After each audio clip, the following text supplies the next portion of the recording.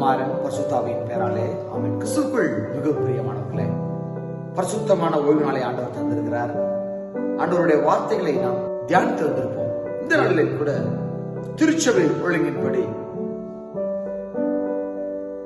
ஆண்டவர் நமக்கு உணர்த்திய இறை வார்த்தை, அது மத்தேயு எழுதின சுவிசேஷம் அதிகாரம் 5வது அதிகாரத்திலே 17வது வசனம். நியாயப்பிரமாணத்தை ஆனாலும் தீர்க்க தரிசனங்களை ஆனாலும் அழிக்கிறதற்கு வந்தேன் என்று எண்ணிக்கொள்ளாதீர்கள், அழிக்கிறதற்கு அல்ல நிறைவேற்றுவதற்கே வந்தேன். எல்லாரும் ஒரு ஆமென் சொல்லலாமா?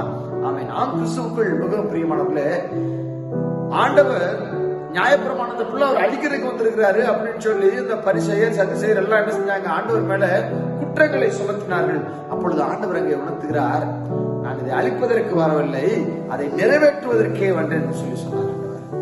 ஆம், கிறிஸ்துவுக்குள் மிகவும் பிரியமானவர்களே, அருமையானவர் ஆண்டவருடைய வார்த்தை. சகோதர சிநேகிதம், ஒப்புரவாகுதல் அழகாக உணர்த்தப்பட்டது.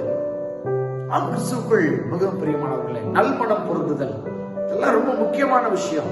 ஒப்புரவாகுதல், நல்மனம் பொருந்துதல் என்பது ரொம்ப முக்கியமான விஷயம். அழகாக இந்த பகுதிகளில் தியான பகுதிகளாக அழகாக திருச்சபையினாலே தரப்பட்டிருந்தது.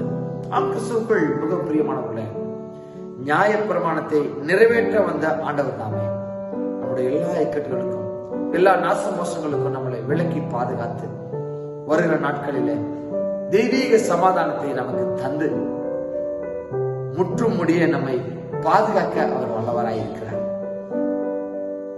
ஒப்பு கொடுக்கலாமா? அவர்கிட்ட ஜெபம் செய்யலாம். நேசிக்கின்ற அன்புள்ள தகப்பனே, சப்பா நன்றி செலுத்துகிறோம். ஆமாண்டவரே, நியாயப்பிரமாணத்தை நிறைவேற்ற வந்த தேவனே, ஆண்டவரே, நியாயப்பிரமாணத்தை நிறைவேற்றி பாவம் நீங்க எங்களை சுத்திகரித்து விடுதலை அளித்த தயவுக்காக நன்றி செலுத்துகிறோம். முழுவதுமாக எங்களை தாழ்த்துகிறோம் ஐயா.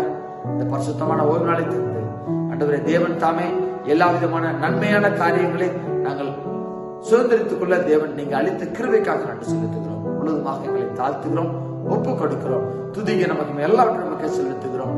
இயேசு கிறிஸ்து மூலம் ஜெபம் கேட்கிறோம் நல்ல பிதாவே, ஆமென். God bless you.